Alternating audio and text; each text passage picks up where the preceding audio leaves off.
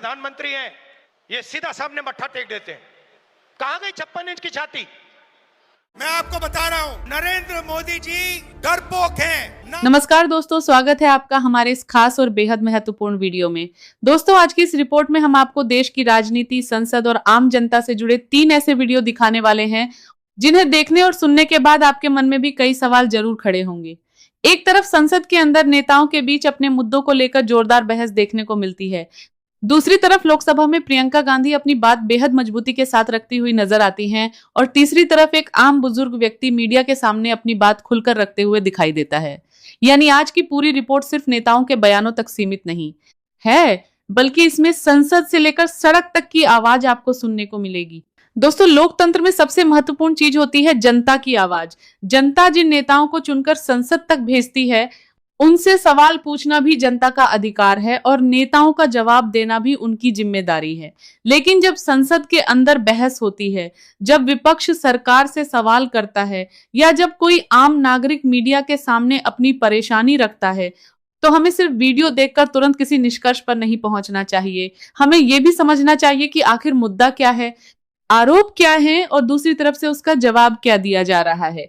आज की इस रिपोर्ट में हम आपको तीनों वीडियो क्लिप दिखाएंगे और हर क्लिप के बाद उस पूरे मामले को समझने की कोशिश करेंगे। इसलिए दोस्तों, वीडियो को बीच में बिल्कुल मत छोड़िएगा, क्योंकि आगे आने वाला हर हिस्सा एक दूसरे से अलग है और तीनों क्लिप में आपको 3 अलग अलग तरह की आवाजें सुनने को मिलेंगी। अगर आप भी देश की राजनीति और आम जनता से जुड़े मुद्दों को करीब से समझना चाहते हैं तो वीडियो को अंत तक जरूर देखिए।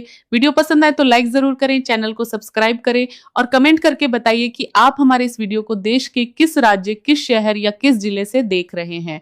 तो चलिए दोस्तों, बिना किसी देरी के शुरू करते हैं आज की पहली और बेहद महत्वपूर्ण खबर से।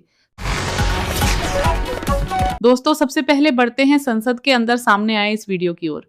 संसद देश की सबसे बड़ी लोकतांत्रिक संस्थाओं में से एक है, जहां देश के अलग अलग हिस्सों से चुने हुए प्रतिनिधि जनता से जुड़े मुद्दों को उठाते हैं। लेकिन कई बार किसी मुद्दे पर बहस इतनी तीखी हो जाती है कि सदन का माहौल पूरी तरह गर्मा जाता है। आपके सामने जो वीडियो है, उसमें भी एक वरिष्ठ सांसद संसद के अंदर अपनी बात बेहद जोरदार और आक्रामक अंदाज में रखते हुए दिखाई दे रहे हैं। उनके बोलने के अंदाज और हाव भाव से साफ दिखाई देता है कि वह जिस मुद्दे को उठा रहे हैं उसे लेकर काफी गंभीर हैं। अब सवाल यह है कि आखिर ऐसा कौन सा मुद्दा था जिसे लेकर संसद के अंदर इतनी जोरदार तरीके से बात रखी गई? क्या यह सिर्फ राजनीतिक बहस थी या इसके पीछे कोई बड़ा मुद्दा था?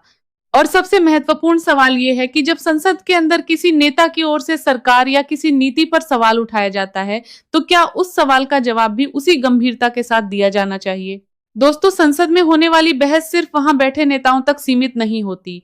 जिस मुद्दे पर चर्चा होती है उसका संबंध देश के करोड़ों लोगों से हो सकता है। इसलिए जब कोई सांसद अपनी बात रखता है तो उसके पीछे उसके क्षेत्र की जनता की आवाज भी होती है। लेकिन दूसरी तरफ यह भी जरूरी है कि किसी भी आरोप या दावे को तथ्यों के साथ देखा जाए और केवल राजनीतिक बयान के आधार पर किसी निष्कर्ष पर न पहुंचा जाए। आप लोग इस वीडियो में गौर कीजिएगा कि सांसद किस अंदाज में अपनी बात रख रहे हैं, उनका आक्रोश किस बात को लेकर दिखाई दे रहा है और सदन के माहौल पर उसका क्या असर पड़ रहा है। क्योंकि वीडियो को देखने के बाद हम इस पर वापस बात करेंगे कि आखिर संसद में होने वाली ऐसी बहस का आम जनता से क्या संबंध है।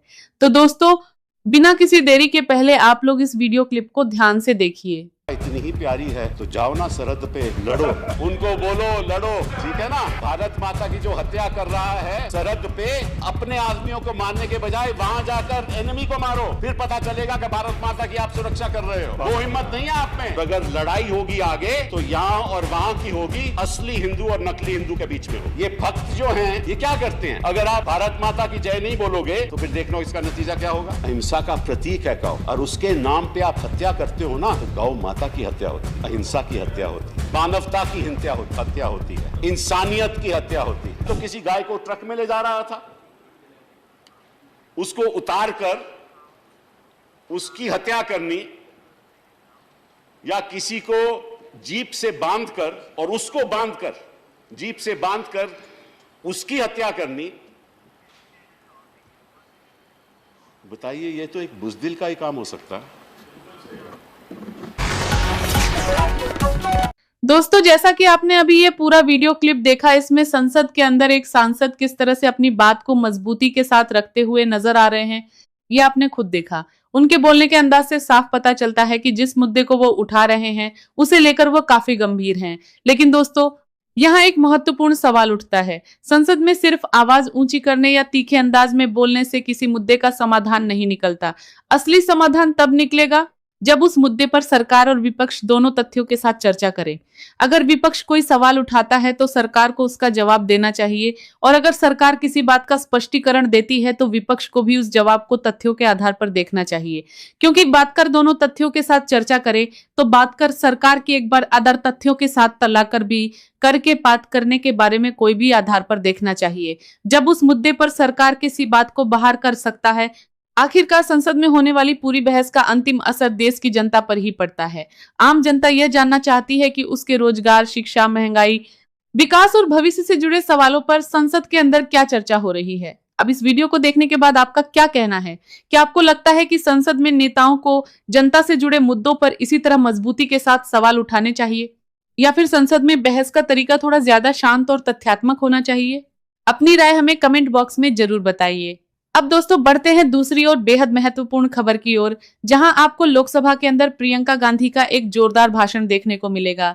दोस्तों, अब बढ़ते हैं लोकसभा से सामने आए एक ऐसे वीडियो की ओर जिसमें प्रियंका गांधी सदन के अंदर अपनी बात बेहद मजबूती और आत्मविश्वास के साथ रखती हुई दिखाई दे रही हैं।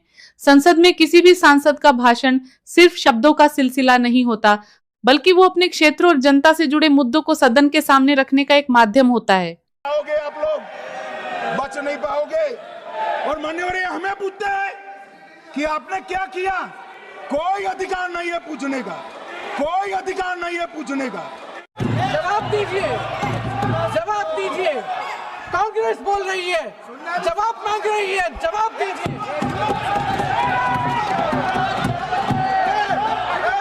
कौन जवाब देगा? कौन जवाब देगा? पूरा देश पूछ रहा है, सिर्फ कांग्रेस पार्टी नहीं पूछ रही है, पूरा देश पूछ रहा है। अध्यक्ष महोदय, देश के माता पिता पूछ रहे हैं, छात्र पूछ रहे हैं, अध्यापक पूछ रहे हैं, पूरा देश आज ये पूछ रहा है। और आपकी जिम्मेदारी बनती है कि आप इस सवाल का जवाब दें। क्यों डरते हैं आप इस देश के नौजवानों से? क्यों डरते हैं आप इस देश की बुलंद आवाज से?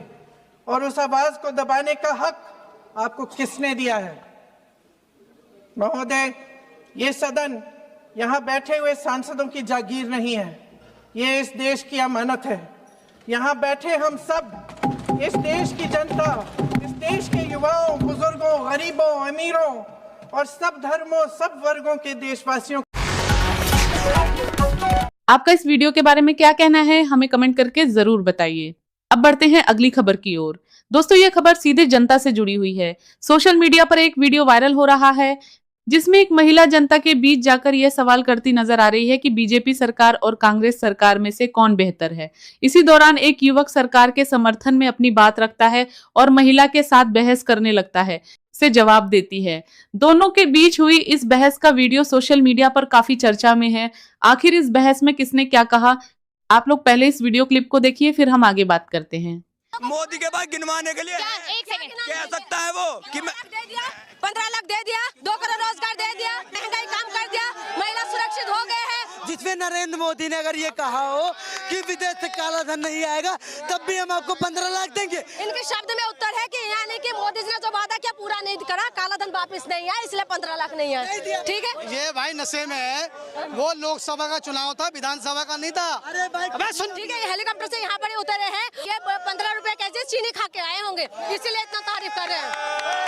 कांग्रेस पार्टी, राष्ट्रीय पार्टी 3 बार से सत्ता में नहीं आ पाती है, कभी 40, कभी 54, कभी 90, और ये बात करती है कांग्रेस पार्टी की। कितना साल के हो भाई, पहले ये बताओ, कितना साल के हो? साल के बताइए। किसके कांग्रेस के बने हुए स्कूल में गए कि नहीं ये बताओ? बीमार होते हैं कांग्रेस के हॉस्पिटल में जाते हैं कि नहीं है? और रेलवे में जो ये ट्रेन में चलता है कि नहीं ये पूछिए। ये क्या, ये पेड़ के पत्ते पहन के ये बड़ा हुआ है, इसे ये पूछिए ना। ये हुला लाला हु हु करते हो क्या? हुला लाला हु हु करके चलते हो क्या?